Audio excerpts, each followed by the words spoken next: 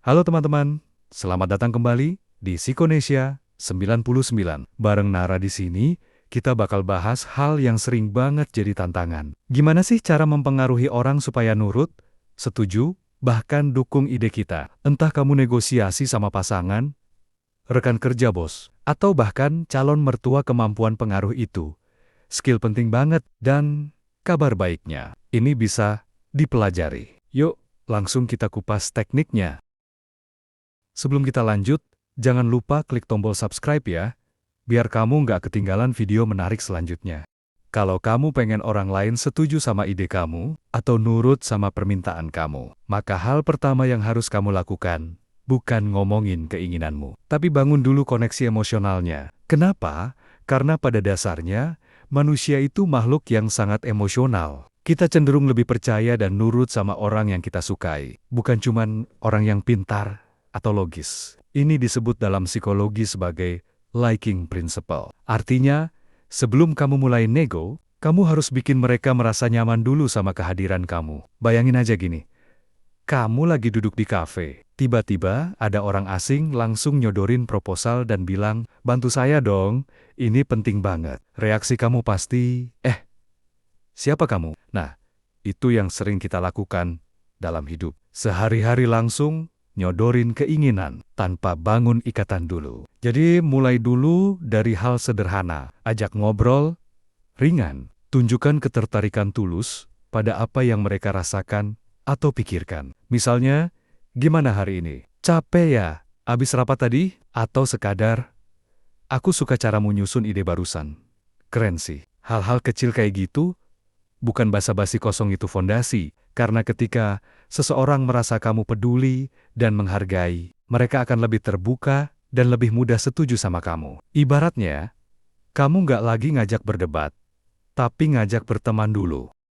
Pernah nggak kamu ngobrol sama seseorang, terus tanpa sadar, kalian duduk dengan posisi yang mirip, atau ketawa di momen yang sama, atau gaya ngomongnya lame-lama, kayak nyatu? Itu bukan kebetulan, itu efek dari teknik psikologis yang disebut mirroring. Mirroring itu adalah meniru halus dari bahasa tubuh, nada bicara, atau bahkan kata-kata lawan bicara kita. Tapi bukan dalam artian mengejek ya, ini dilakukan dengan alami, sebagai bentuk sinkronisasi emosional. Kenapa ini penting dalam mempengaruhi orang? Karena secara bawah sadar, manusia cenderung lebih percaya dan nyaman dengan orang yang mirip dengan dirinya. Kita punya kecenderungan untuk lebih terbuka pada orang yang terasa satu frekuensi. Contohnya gini, kalau lawan bicaramu bicara dengan tenang dan pelan, jangan kamu langsung respon dengan nada cepat dan semangat ke-45. Atau, kalau dia duduk santai sambil nyender,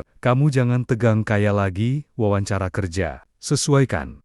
Lembut, alami. Tapi ingat, mirroring bukan berarti jadi fake people. Tujuannya bukan untuk pura-pura, tapi untuk menciptakan rasa koneksi emosional yang bikin obrolan jadi lebih cair, dan mereka lebih reseptif terhadap ide yang kamu bawa. Bahkan dalam dunia negosiasi profesional, para negosiator ulung selalu melakukan ini. Mereka pelajari gestur, ritme, dan cara bicara lawan bicaranya, bukan untuk manipulasi, tapi supaya bisa masuk dengan halus ke dalam dunia si lawan bicara. Karena begitu kamu sudah nyambung secara emosional, maka peluang kamu untuk mengarahkan percakapan ke arah yang kamu inginkan jadi jauh lebih besar. Pernah nggak kamu merasa sulit banget minta tolong atau ngajak orang setuju sama ide kamu? Nah, ada trik psikologi yang bisa kamu pakai. Namanya yes leader. Ini adalah teknik untuk bikin orang mengiyakan hal-hal kecil dulu, sebelum kamu kasih permintaan atau ajakan utama. Kenapa ini bisa berhasil? Karena menurut riset dalam psikologi sosial, ketika seseorang sudah bilang ya beberapa kali, secara bawah sadar mereka merasa perlu konsisten dengan sikap sebelumnya. Manusia punya dorongan kuat untuk tampil konsisten, supaya nggak terlihat plin-plan atau membingungkan. Contoh sederhana, kamu mau ngajak temen kamu bantuin presentasi. Jangan langsung bilang, "Bro, bantuin gue dong presentasi." Coba mulai dari hal-hal kecil kayak, "Lo besok udah di kampus jam 9 kan? Nanti lo duduk bareng gue di kelas, ya? Menurut lo, slide gue udah oke belum?" Kalau dari awal dia udah jawab iya, Iya. Baru masuk ke, gue butuh partner buat presentasi.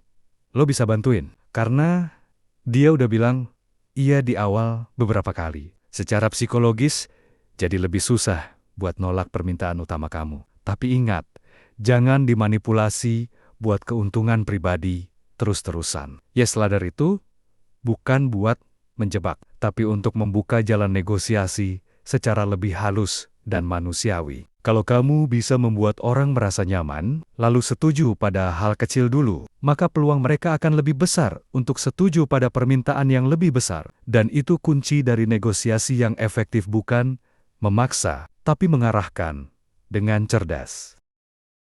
Pernah nggak kamu merasa nggak nyaman saat seseorang langsung maksa kamu untuk ambil keputusan? Nah, itulah kenapa banyak orang menolak ajakan atau ide. Bukan karena idenya jelek, tapi karena caranya terlalu memaksa. Dalam psikologi, ada istilah reactance, yaitu dorongan dalam diri manusia untuk melawan saat merasa kebebasannya terancam. Jadi, makin kamu maksa, makin besar kemungkinan mereka menolak. Meskipun ide kamu sebenarnya bagus. Solusinya, tawarkan pilihan, biar mereka merasa tetap punya kendali. Misalnya, kamu mau ngajak pasangan nonton, jangan langsung bilang, kita nonton film A ya? Harus itu. Coba bilang, mau nonton film A atau film B? Dua-duanya lagi rame nih. Atau kalau kamu mau ngajak kerja bareng tim, bilang, kita bisa mulai hari ini atau besok pagi?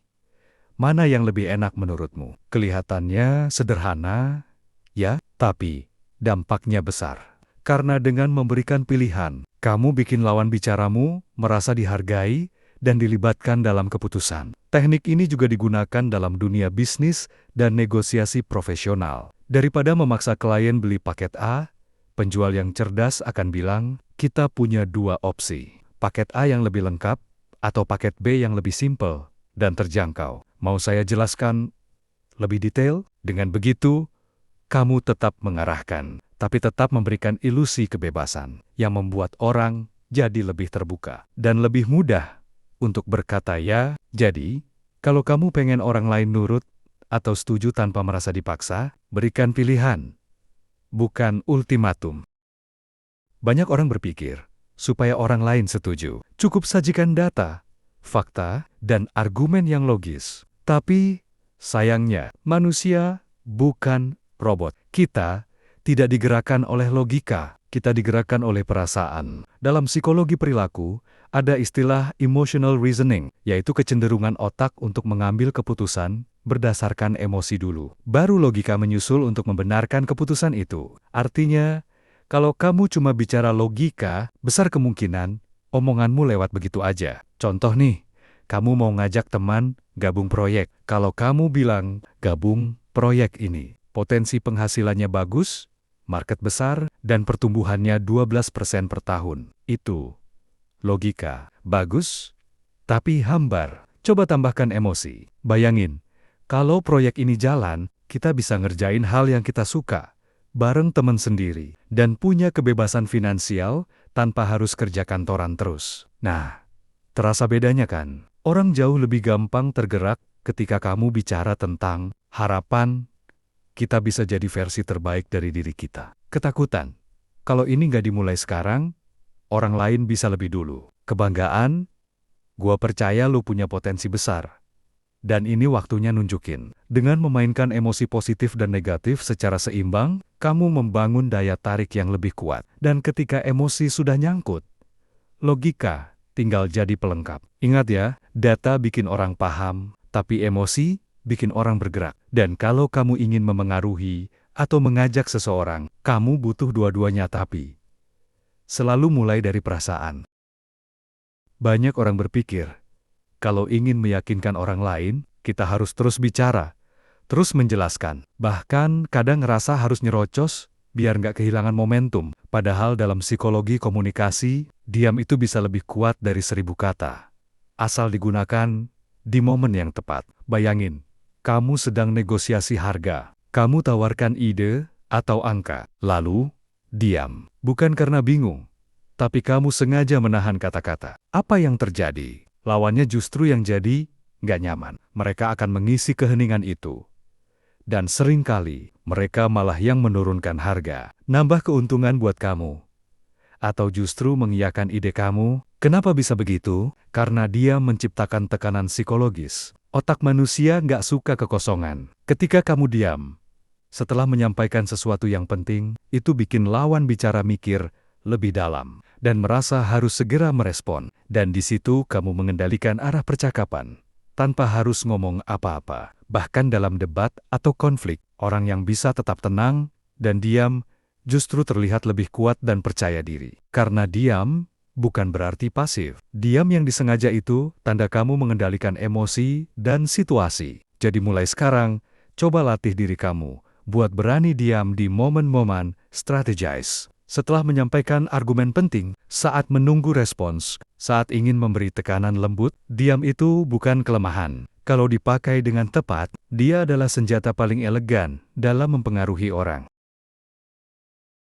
Pernah nggak kamu dinasihatin orang tua atau atasan dengan kalimat seperti, "Kamu harus rajin," atau "Jangan begadang terus"? Apa reaksi kamu? Sebagian dari kita langsung ngeyel dalam hati, "Iya, tapi kan." Nah, itulah contoh bagaimana perintah langsung sering memicu penolakan batin. Sekarang bandingkan dengan ini. Seseorang cerita, "Dulu aku sering begadang buat kerja, tapi suatu hari aku pingsan di kantor. Sejak itu aku sadar kalau tubuh punya batas. Sejak tidurku cukup, kerja malah lebih fokus, dan aku lebih sehat." Kamu mungkin langsung mikir, "Wah, jangan-jangan gue juga bakal kayak gitu kalau nggak jaga diri." Itulah kekuatan cerita. Cerita tidak menggurui, cerita merangkul. Cerita membuat orang menempatkan dirinya dalam situasi yang kamu ceritakan. Dan ketika itu terjadi, mereka mengambil kesimpulan sendiri yang justru lebih kuat dari sekadar disuruh. Dalam dunia psikologi dan neuromarketing, ini disebut dengan transportation effect. Ketika seseorang terbawa dalam alur cerita, otaknya jadi lebih terbuka, lebih terhubung secara emosional, dan lebih mudah menerima pesan. Makanya teknik storytelling ini dipakai di mana-mana. Iklan, cerita. Motivasi, cerita. Politik, cerita. Bahkan agama pun menyampaikan nilai-nilai lewat kisah. Jadi kalau kamu mau orang setuju, nurut, atau terinspirasi, berhenti memerintah. Mulailah bercerita. Nggak harus drama, cukup real, jujur, dan relevan. Karena cerita bukan hanya menghibur, tapi menggerakkan. Banyak orang berpikir, supaya orang lain setuju atau nurut, kita harus jadi paling dominan, paling pintar, paling benar. Tapi justru, itulah resep utama untuk ditolak. Dalam psikologi komunikasi, saat kita fokus ingin menang dalam sebuah obrolan atau negosiasi, kita secara tidak sadar menciptakan lawan. Padahal, kalau kamu ingin memengaruhi seseorang, kamu nggak butuh musuh. Kamu butuh koneksi. Coba bayangkan ini. Kamu debat sama seseorang, dan kamu berhasil mematahkan semua argumennya. Secara logika, kamu menang. Tapi, secara emosional, dia tersinggung, malu, atau sakit hati.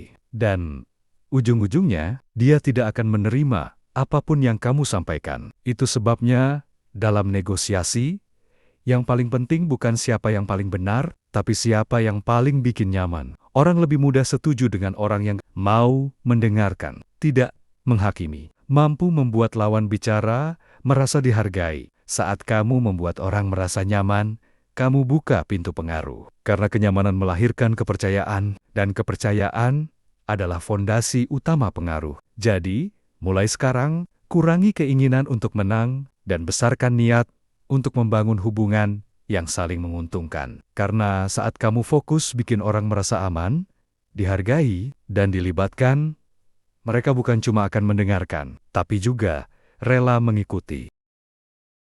Itulah 8 teknik psikologis yang bisa bikin orang lebih mudah setuju, nurut, atau terbuka dengan ide dan ajakan kamu. Bukan dengan cara memaksa, tapi dengan memahami cara kerja pikiran dan hati manusia. Kalau kamu suka bahasan ini, Jangan lupa bantu share biar makin banyak orang paham bahwa komunikasi itu bukan soal menang atau kalah, tapi soal mengerti dan dimengerti. Sampai jumpa di video berikutnya. Bareng Nara, salam dari Psikonesia 99, tempat di mana kamu belajar memahami diri dan juga orang lain.